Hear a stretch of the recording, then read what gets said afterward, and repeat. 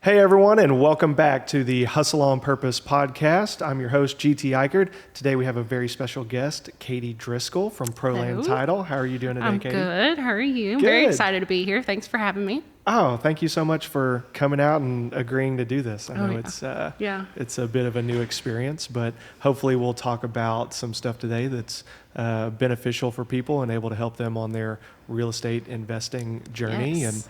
And I think I'm excited to learn more about how the title process works and what you do, because I was telling you before, my relationship with the title work has been very much like, I don't know what all goes on. I know it's important. It needs to happen.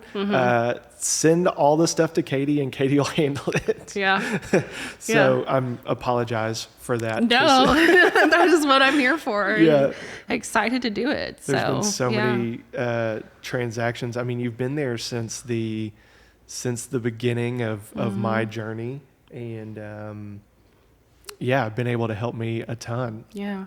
And keep me safe. I appreciate you letting me, you know, just kind of really taking that role for you and having that responsibility, but at the same time you feel taken care of. Like, hey, like you said, send it to Katie. She's got this. Right. Yeah. I think that's the best compliment I can give you. Well, I appreciate that. It's just like, I just turn it over to Katie and let Katie do her thing. That. But then in preparing for this podcast and thinking about what I was going to ask you about, it's like, I don't know as much as I should about how the title work is handled and what all is done. So I'm excited to dive into that a little bit today and learn a little bit about what it is that you do. Okay.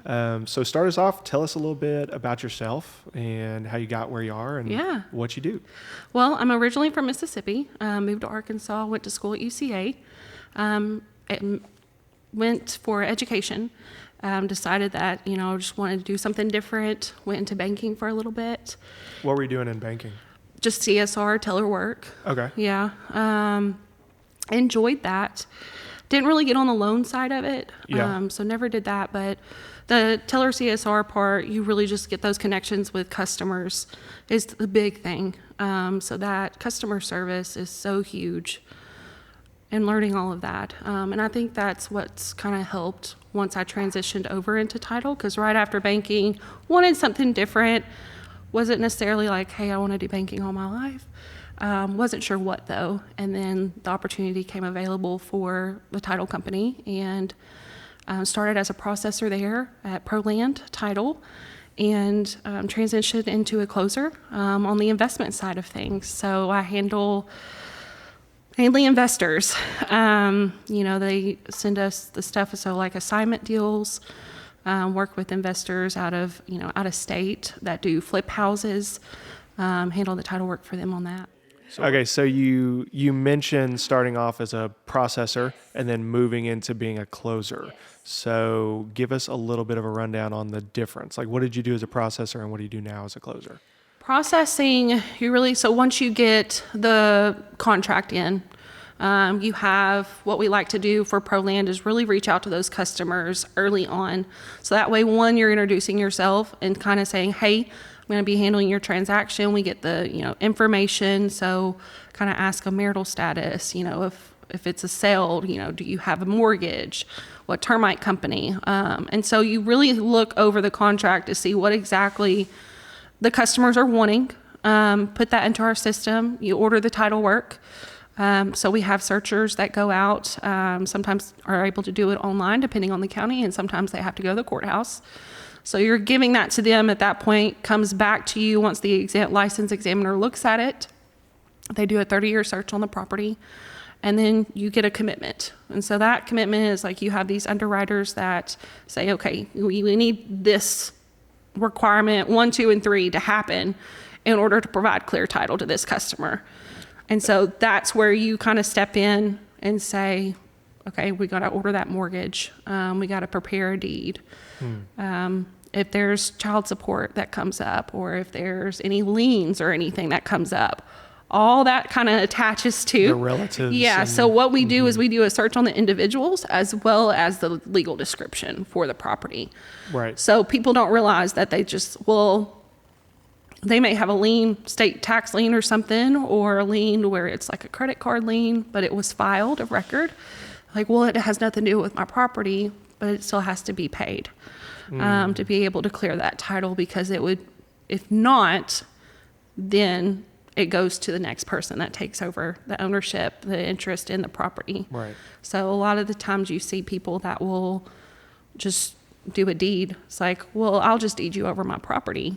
But then they don't do a title search on it or anything. And then you find out that, oh, well, they have an IRS lien that's like $40,000. Well, that's yours. Right. You know? Well, that can happen at auctions as well. Yeah. Because you'll just be like, everything about this property makes a ton of sense. I'll buy it at the auction, and then wham, like you didn't do your due diligence correctly, and there's whatever type of lien that transfers to you, and now you're like, oh no. Yeah. I mean, I think that's one of the biggest ways people can get into trouble that's easily avoided with what you do. Yes. And a lot of the investor stuff too, I always anytime, always recommend at least doing a title search on the property, just to where I can kind of tell you this is what it looks like. So you don't run into that where the investor that says, okay, well, I just don't really want to I want to do it outside of a title company, but at least I want to run the title on it to see what I'm getting into. It's a really important point that I just want to make sure everybody hears that correctly, because you may have a deal where it's like, for whatever reason, it needs to close outside of a title company, or you want it to close outside, or the seller really wants it to close outside a title company. Yeah. That should probably be a red flag. Title companies and people like you will do a preliminary title search and all of that for you, maybe for a fee, but because it costs them money to do it. But it's worth spending a couple $100. Not even like just with $175. $175 for a in search. this instance, and to just kind of CYA a little bit and make sure that you're not stepping into a lien and you are getting the deal that you think you're getting. Not only not stepping into a lien, but also the deed chain. You know, we have to you're make actually sure. getting ownership. Yes, you're actually getting ownership, and you don't have someone that comes up that didn't sign their interest out in like 1980, and then you're kind of, okay, well, I'm stuck. And it kind of can turn into more, legal fees to clear that title later on down the road. And a lot of people, sometimes may not have the funds to do that. And so just taking that 175, let us make sure that you're going to be taken care of. And I think that's what I love about ProLand is it is an individually owned company. And so, we don't necessarily are owned by like a bank or anything like that. Right. You're able to really kind of put those customers first. So that is my main priority is what can I do to make sure this customer is taken care of, and really kind of treat them like if my family member was here, I would want them to be taken care of in that sense. So, and I didn't want to forget about this because those title searches are really important too, because we mentioned you may be taking over a lien. You may have a family member that comes back and claims their ownership or whatever. But also, even if neither of those things happen, you could buy a property, and let's say you plan on flipping it. Yeah. You buy that property, you put a bunch of money into that renovation. Yes. Well, now you're going to sell it to a conventional buyer. You list on the MLS, do your conventional sale situation. Well, they're going to have a title company, and they're going to find that stuff. And now you're stuck with, even if like the lien never rears its ugly head, or the old relative or whatever, you're going to have a problem offloading it and having you're going to have to resolve that and get clear title in order to sell it.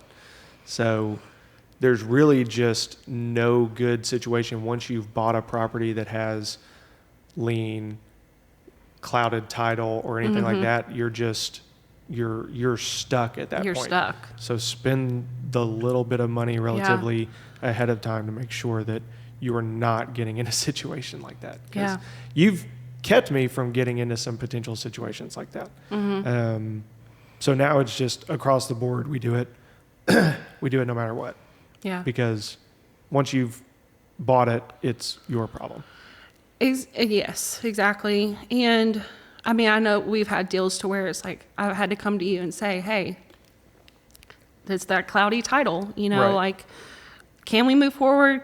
I mean, yeah, but I just wouldn't recommend it.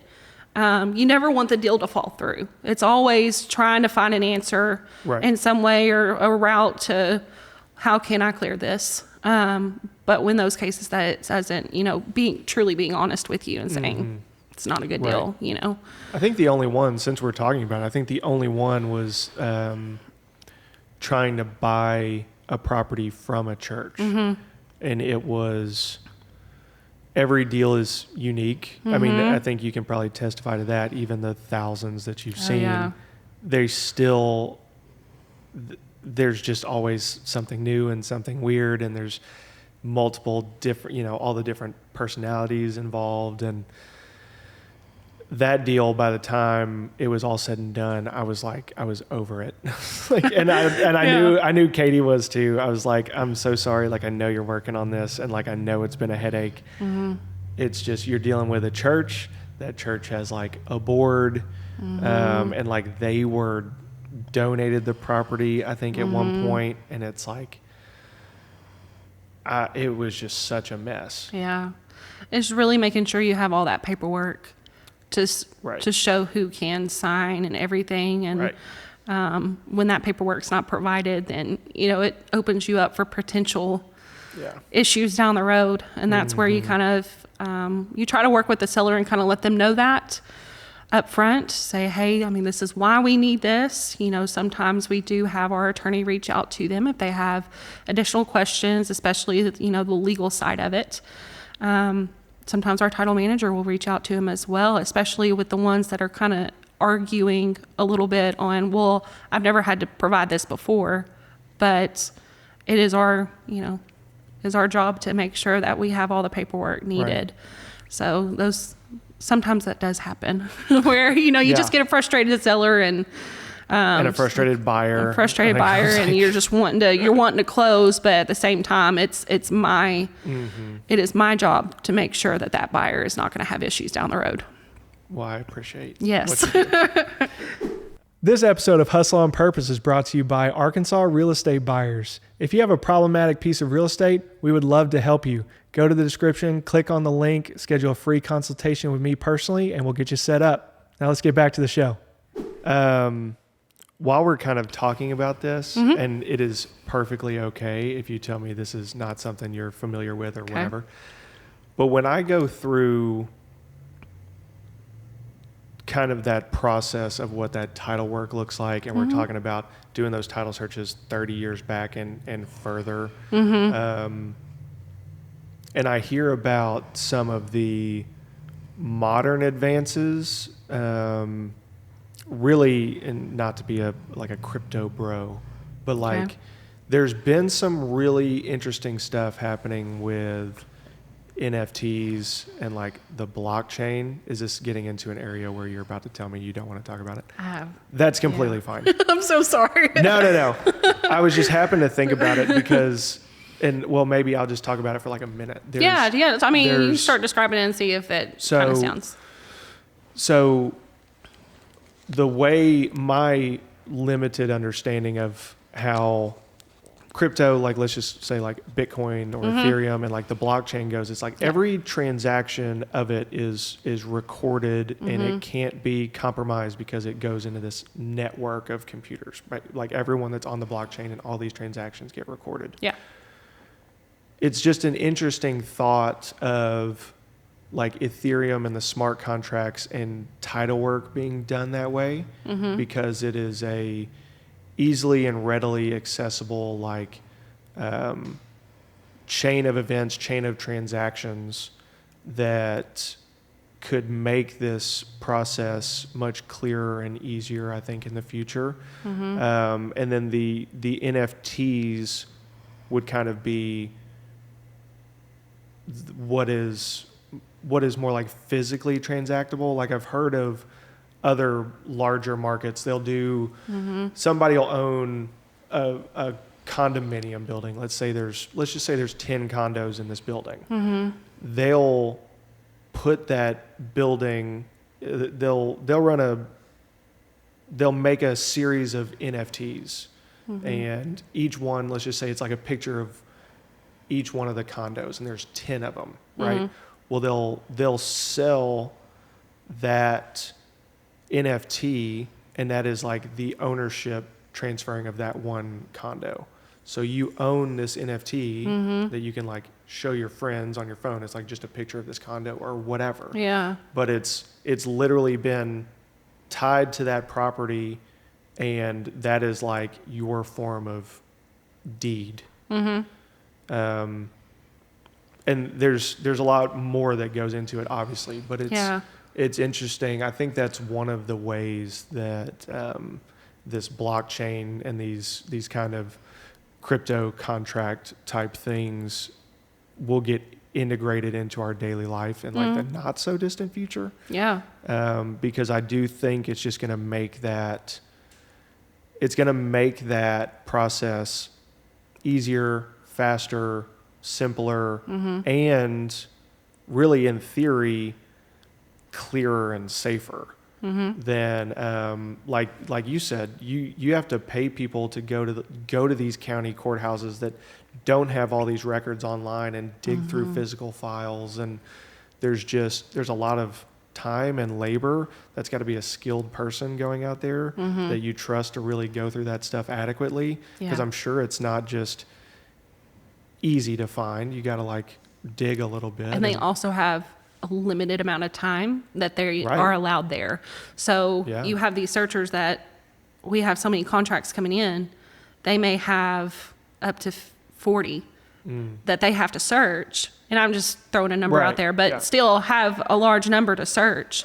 And they're only allocated so much time in the courthouse to use to search all that. So, you just got to hope you're not at the bottom of the list. You got to make sure that, you have people that know exactly what they're doing, what to pull, everything. There's just a lot of margin for error when you have that much like human involvement in anything. So anyways, that's all I was really wanting to talk about. It's a great question. I'm glad you asked it. I really am, because that's what I love about title. Yeah. Is that there is something new every day. And I think that's what I love about it, is that every day there is something that I have not come across, or we hear from a customer about, oh, well, did you see this on TV? And, it has to do with title and like people taking houses and everything. It's always great that they come to us and ask those. So I will definitely look into it. Yeah, it's pretty cool. And ask our owners about it and see, and then, definitely get back with you, because I want to answer that, because I kind of want to know myself. Yeah. And that's what's great about it, is you just have this team behind you that if I don't know the answer, and there are times to where, I've only been doing this for 4 years, I'm not going to have all the answers sometimes. Right. And have that humility to say, okay, I may not have that answer, but I know somebody that will, and we're going to find it. And we're going to make sure this transaction goes smoothly. Right. So that's one thing about ProLand, is you just have an incredible team behind you that makes sure that everyone's taken care of. Yeah, that's great. I wanted to touch on too, you mentioned underwriters. Yes. So underwriting can mean a bunch of different things. But so when you were talking about it earlier, are you referring to underwriters in the sense of like, it's like insurance underwriting, title insurance? Title insurance. It's literally a title insurance underwriter saying, okay, we've crossed our T's and dotted our I's. We've mitigated all the risk to the client and to ourselves as the title insurer, and like we're good to go here. Yes. Okay. Correct. Okay. Yes. And a lot, you have the sellers. Majority of the time, the sellers will provide that title insurance as kind of a closing cost charge to the buyer, and it's about a 14-page document that our policy department writes up after they get the recorded deed. They write that policy, and then we send it out to the buyers to whatever address they want, and that's their way of, so if somebody was to come up and say, hey, I have interest in this home, then they have that policy that we have already gone through the title to make sure that that person doesn't have that interest and that they do have the clear title. Yeah. Now, on the investor side of it, you have a lot of the times to where the buyer pays the closing costs. And so that's where I say it's like sometimes the seller will pay for it, but you do have that title insurance option. Have you ever had anybody that's very adamant against title insurance? I have had people, yes. Yeah, some to where it's like, well, what is this really? And we tell them it's just making sure. It's like, well, you're kind of already doing that. It's going through the title company. They really don't want the document. And that's okay. Right. It's not mandatory. They can, elect out of it if they want to. It's like, I don't really want it. Right. But some have, yes. Some investors. I know some of those people. And I've heard some pretty strong arguments. I mean, one of them sent me an article that was like, title insurance is,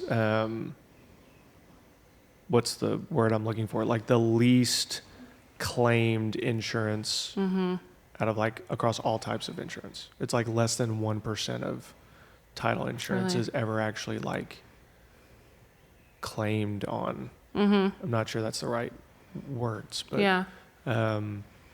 So I don't know. I was just interested to see if you had some people that were like adamantly against it.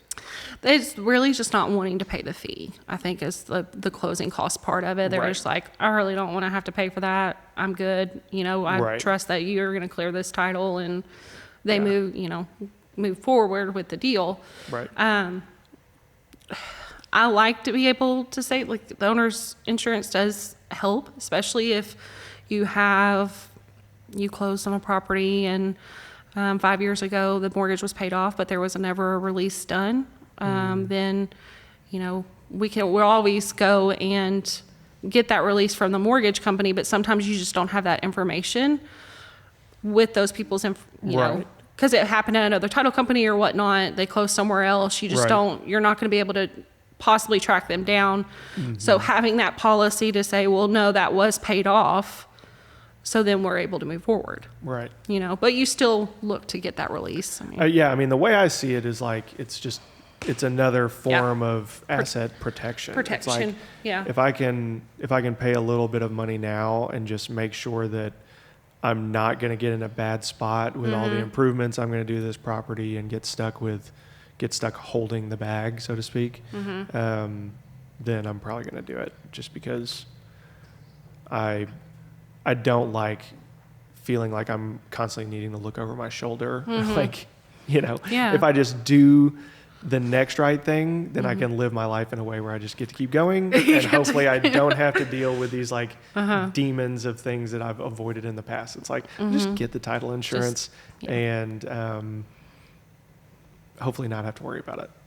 So, well, and that's where it's, if something was to come up, that's where you can come back and file that claim. But you would come back to the title company, and then we would take it from there, really investigating and seeing, okay, well, why does this person think that they have interest, and really breaking down on, okay, no, this is how we cleared it. So it's still, even if a claim comes back later, we still come back as a title company and take care of that with the underwriter. Gotcha. So, yeah. So is that underwriting, is that in-house? Well, so there are a lot of different companies. Some like Fidelity, Chicago, you have Westcor, you have Stewart. And so you have so many different companies that all title companies work with. And so so I have one client that prefers Fidelity. So we write all of their stuff on Fidelity. And, most people don't really care who, but you do have those investors that say, hey, I feel more protected with this underwriter. I'm more familiar with them. So we go that route. I always like to ask people about their horror stories. You're not allowed to use any stories about me. I'm not going to do it. No, I would never. It's like, I'm not going to name this person, but it's definitely GT, and he's terrible. No, all your deals have always are terrible. No, they're not. No, they're not. No, majority are not. But you do have those. Let's see. I do have one that comes. So, it was a property that it was in an aunt's name. Okay. And so it was just her on the deed. So then it goes to, her heirs. So she passed away. So that's where we have like the heirships. Right. Or if like a probate wasn't done or anything. An heirship affidavit. Heirship affidavit, yes. So that is where you have a family friend, or a coworker, could be a neighbor, somebody that just does not have interest in that property, is not a family member, that can tell us between 12 and 15 years, that can tell us who exactly are the heirs to this individual. And we like to have 2 done, because that way we have like two people that say, okay, well, one person said this, but then we can still match it to have 2 individuals. And it can be a husband and wife, that sometimes we're like, well, I don't really know. It can be a husband and wife, and that's fine as long as they knew that family member. So we have all those heirships done. If there's a, child that's deceased on the heirship affidavit, another heirship affidavit anybody that's deceased, an heirship affidavit has to be done on. And that's where it was like stacked that big. Cause it just kept going. It kept going. Yeah. Let's see. I was at So that's 7 months probably. That's like months of like months. Because you're asking people to fill out paperwork that doesn't benefit them at all. Yeah. So it's usually not easy to like get that kind of stuff back and like. Yeah. And that's where you try to, as a title company, take as much of that on yourself. So because before I worked for a title company, I didn't know. I had no idea. Yeah. And that's a lot of the times where we come in contact with these customers, like, I had no idea I couldn't do this. Mm-hmm. So with the heirship affidavits, like, if you give me their number and tell me their name, I will call them. Mm-hmm. And I will work out as far as getting them up here. I'll go to them.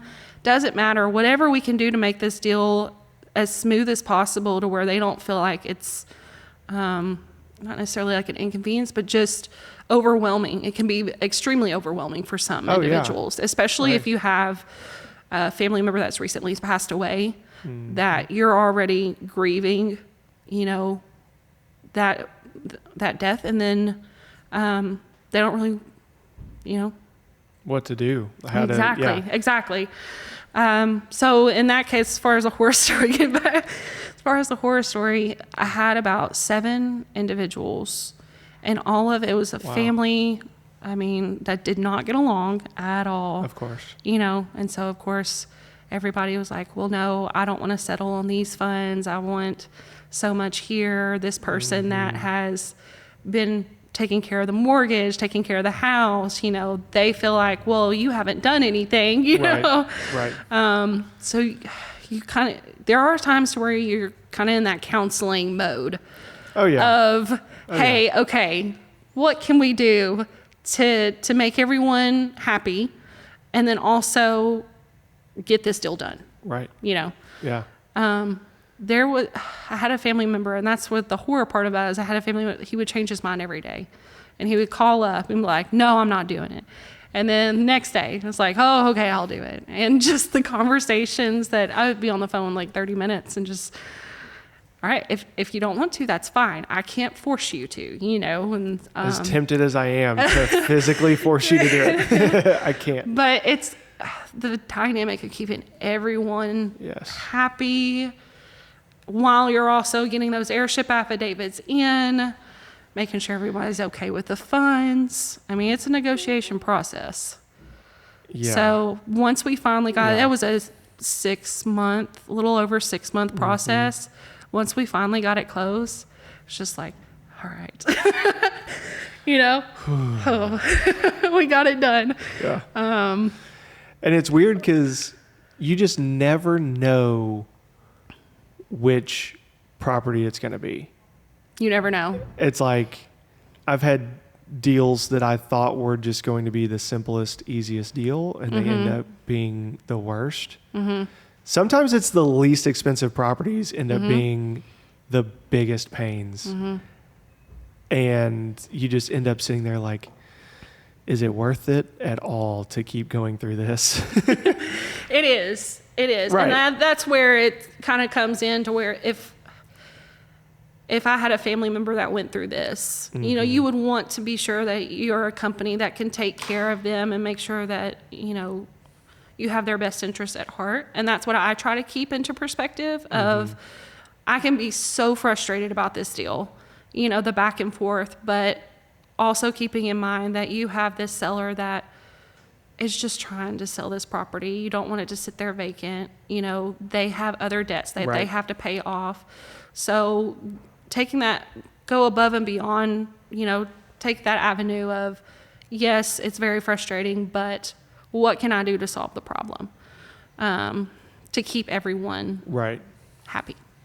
And we're getting into a little bit of the territory where I think it's worth mentioning how important it is to, if you own really just about anything and you have any kind of family, how important it is to get all of your preparation for that in order.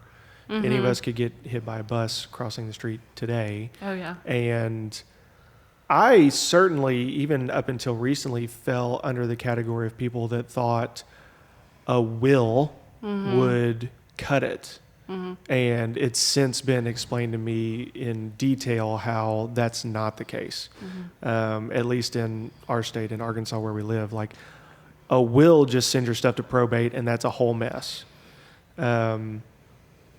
So there are some things that people that own assets can do now to plan out their estate and make it easier for their heirships to not be stuck filling out these affidavits and stuff like that. And that's, you know, some people will do like a beneficiary deed to where if, you know, that person passes away, then it goes to these individuals.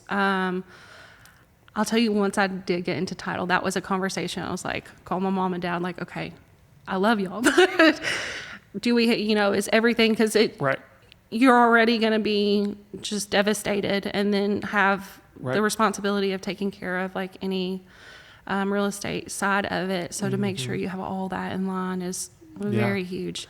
Yeah. Not only how it's transferred to your heirs for title issues, but tax purposes and all that. Like you can do so much on the front end. I mean, the reason I'm talking about it is because now that I have 2 kids and another on the way, I was an only child, and it was not something that was talked about. It's like my parents' stuff would just go to me because I'm the only one. But now that we have multiple kids and, you know, multiple assets, it's like, man, this could get really like murky. Like, and some really people quick. Choose to do trust, to where they just put all their stuff in a trust. That's the route we're going. So you can do that too, you know, to where it just, the property's in the trust. You have the trustees that sign out. And now with the trust, we do have like a certificate of trust that we, you know, need, and that's just an underwriter thing to where you have to have one within 30 days. So a lot of people don't, you know, say, okay, well, I have this trust. They say, well, okay, well, why do I have to fill out this certificate? It's because it's making sure that document that might have been done in like 1998 is still accurate. But it's a lot easier than the airships. I'll say that. Right. Because you have somebody that's established that trust. It's like, yes. And it's a quick document. Yeah. So. Yeah. It's funny because I hadn't thought about it before, but it's like you have to think about this title work from both sides. You got to think it from the buying and investing side. You also have to think about the back end side. What is going to happen when you try to sell something? What's going to happen if something happens to you and your heirs need to try and sell something?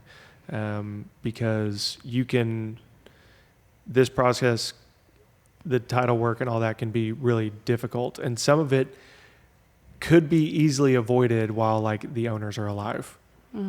It seems like a lot of the issues you run into is just because somebody that owned it passed away and their intentions for it weren't made clear and certainly weren't documented. Yeah. And you've got, you know. Well, and you have some where you kind of brought up the will and testament. You have some to where there is a will and testament. They never probated it though. Right. It's just kind of been sitting there, and you only have like so many years. I don't want to misquote that, but you only have so much time to do that. Right. So when that's not done, you have a seller that says, well, I have this will. It says it goes to me, but you still have to probate that. Right. It might as well be written on a napkin. Yeah. Right. So, and that's with the investment side, you see that a little bit more because you are in those older homes, the flip houses that you want. There are a little bit more title issues sometimes. Yeah. The older the house gets, the more times it's been transacted and the more people have had some claim to ownership, the more messy it gets. Or it's really just sat there as like somebody took ownership, back when they bought it, and it's just kind of been there. They've just had it this whole time, passed away in like 90s, and then a family member took it over, and then they decided to, I can just go to the courthouse and just deed it over to me. I'm paying the taxes. Yeah. But you still have that person where there's that break in that deed chain. And that's where there's that misconception of they still have interest. They still have to sign out. So kind of having to break that down for the customer. It's like, but I did a deed. Well, you did. Indeed. But it's no good essentially. Right.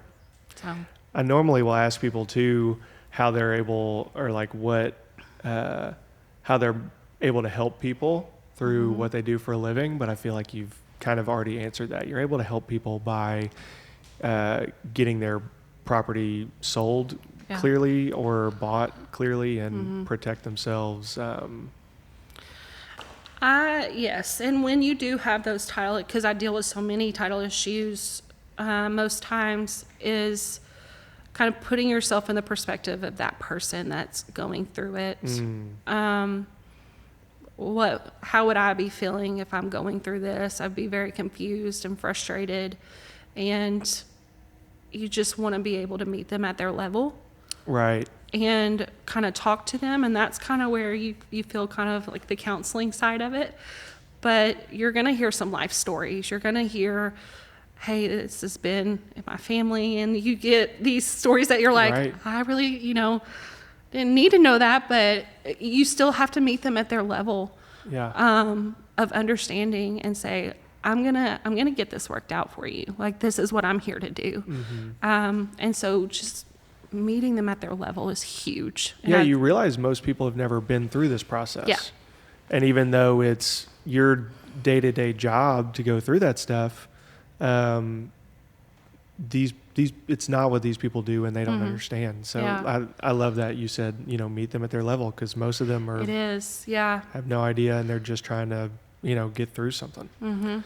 I also wanted to touch really quickly on like different types of title. We've talked about it before, but people that may not know, me included, can you walk us through different types of title? Like, so the ideal that you want is quitclaim, or we're talking about deeds.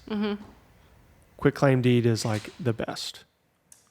Really, if you have a policy already on the property, warranty deed, because it keeps that policy in place. Right. So we have some investors that'll just buy a traditional, do a conventional loan, go through the process. It's completely traditional closing. But then they want to be able to deed that over. They can get the loan in their individual name, but then they want to deed it over to a trust or deed it over to an LLC. With that title insurance, to be able to transfer it over, you need a warranty deed, because if you just did a quitclaim deed, then it kind of voids out your insurance. So then you're still protected under that. Okay. So I would say warranty deed for that. All right, that's top tier. It's quitclaim deed. You can do a quitclaim deed if, it's like just a family member kind of deed over, of course, talking about the title search and everything. But if everything, title's clear and everything, just do a quitclaim deed over. But I suggest a warranty deed. Okay. So, and what are the types we want to avoid? Types you want to avoid: tax sales. Tax sales. So we're talking about limited warranty deeds. Okay. So with the tax sales, those... And these are tax sales in Arkansas. Yeah. Yes. Just to be specific, because other states, I'm jealous of the way they do tax sales. Like Texas, like how they do tax sales is awesome compared to how they do it here. But anyways, we'll just talk about Arkansas because tax sales, it's limited warranty deeds. There's lots of downfalls to that that most people probably don't really understand. Yes. So with the tax sales, do the limited warranty deed. And this is to where, you haven't paid the taxes, goes to auction. Right. They do the limited warranty deed for you, get it at a great price. Okay. But underwriters don't want to touch those for 15 years because the person that did not pay those taxes still has interest in that property. So they never sign their interest out. So they like for it to sit, the 15 years. You have to go through the quiet title process because you have a break in the deed chain essentially. Right. And so you may buy this at a good deal, then you're stuck with it, and a title company won't touch it. The county will just sell it for the past due taxes. So you can get these things for a great price. The only way that I've heard, the only people I know that successfully buy tax sale stuff here in Arkansas, they're a law firm. And that's their niche. They are like all over these county auctions that happen like once a year. Yeah. And then they will go buy these things at auction for pennies on the dollar. But they spend all of their working days trying to clear those titles. And they are going and trying to track down those people and getting them to sign the paperwork so they get clear title. And I think they're really successful at it, but that's because that's their niche, and they're a law firm, and they do all this legal proceeding stuff to expedite that quiet title process, get that clear title. Yeah. I mean, even if, you wait those 15 years, you do the quiet title process, it's not necessarily guaranteed that an underwriter is going to approve that quiet title. I mean, they can look at it and it can still be clouded title a little bit, where, the people that were sent, what am I trying to say? The people that may have interest in the home would be sent a letter to say, hey, you have so many days to come forward. If that's not done, if it wasn't served to them, then, they didn't have that opportunity. Right. So it can get messy. It can get very messy. Yeah. It can get very messy. But limited warranty deeds, I don't recommend them. No go. Yeah. Yeah. Yeah. If you're in Arkansas, that's going to be, like I said before, all those Hot Springs Village vacant lots are the ones that come to mind, because you see them marketed for almost nothing, and you're like, well, that's great. That like sounds Hot Springs awesome. Village sounds great and whatever. Then you find out it's like, well, they were all bought at these tax sales because people just let them go because the HOA fees and the taxes are so high on those lots that, and then people would struggle to sell them, so they would just let them go to tax auction and hope that somebody takes it over. And these people will buy them at these tax auctions and not realize like that tax liabilities now on them, the HOA fees annually occurring, and all of their liens from those go to them. You get this limited warranty deed. Now you're stuck with this property that you bought it for really cheap, which is good, because those annual fees are going to drive you nuts, and you can't get clear title for 15 years, and you're just stuck with it. You're stuck. And it's, I've seen it happen a lot. Yeah, I think that Hot Springs, when you were talking about, you called me and was like, hey, can you do like a title search? Sounds too good to be true. I was like, it's definitely due. And that's literally when like you gave me the crash course on these limited warranty deeds. I was like, oh, this makes a lot of sense. Because people would try to push those lots on you there for nothing, because they are just trying to cut their losses, because it's costing them so much just to hold them every year. They're just trying to get rid of this this drain, you know. But anyways, what else did we miss anything? It seemed like a lot. Yeah, it seemed like a lot. It seemed, You'll think of I like mean, 10, I'm gonna 10 like think things everything. in the Yeah, no, it's we talked about the deeds. Yeah. Don't don't go fill out a deed. Don't fill out your own deed Don't off fill of out your- yeah. Don't pull one offline and go record it, because more than Right. likely that we're going to have to redo it. Right. I So- printed a deed off of LegalZoom for $9.99 And yeah, took it to the and I courthouse. filed it in my filing cabinet, so we're good, right? No. Yeah. No. Not how this works. No. Yeah. No. Because that's too, if somebody signs a deed and they don't record it, Right. that person passes away. Right. The same with the power of attorney. Once someone passes that power of attorney's, that's done. Right. And I've had some people come back too. Well, I have power of attorney. Well, I hadn't thought about that. you only have it for while they're still alive. Right. Yeah. But once they pass away, Then what does it normally become it's like a probate attorney or something Yeah, at it's that just point so- normally. At that point, normally you already, if they have power of attorney, they have like a will and testament, and then you would take that to an attorney and go through the probate process. Yeah. So yeah, Awesome. Well, if you think of something else, we'll just have you on again and we'll that sounds great. talk about it again. Well, I'm going to find out about the crypto stuff. So Yeah. that way, yeah. Yeah, maybe And you we can can teach me dive into something that about it, next 'cause- time. Yeah, I'm sure. Hopefully, somebody in the comments will teach us all about it and let me know all the Yes. how wrong all the things that I said Yeah. are about it, and No. we'll. I've definitely heard about it, like the crypto, and kind of seen, Yeah. other. It's been a hot topic. Yeah, it's definitely, but But as it pertains to real estate's where it gets interesting for me. The ability for it to make transactions happen in a different way, I think, is just potentially yeah. something interesting there. Just think about it. So we actually have a wholesale event coming up, network event. Yeah. Yeah. Tara sent that to me. Yep. Yep, we got that coming up May 30th. So it's a local real estate investor thing Yes, in Arkansas. yes. May 30th. Wholesalers coming in, and so that's, we want to, Yeah. again, dealing with the wholesalers, dealing with double close, subject Yeah. twos. But in this, right now, we have an And investor. there's prizes. There's prizes. Yeah. We have people coming in that we're really wanting to talk to wholesalers Okay. right now. So So this is kind of your matching up wholesalers with investors. Mm-hmm. So it's really for anybody that's doing either of those two things in Central Arkansas Yes. area, or people that want to get in the room with people like that. yes, yeah. So networking event, and then we have the investors that are coming in that will talk a little bit. I will talk a little bit about the title part. We have Tara there. Yeah. For Lotus, Yeah. kind of going in together on this. I'm very excited about it. So, Yeah. So it's May 30th. May 30th. What time? 5 to 7 at Katina Laredo in Little Rock. Okay. The one on University in Markham. Yes, I think. believe so. Yeah. Yeah. Awesome. Yeah. Okay, I'll be there too. Oh, cool. I'm excited. Yeah.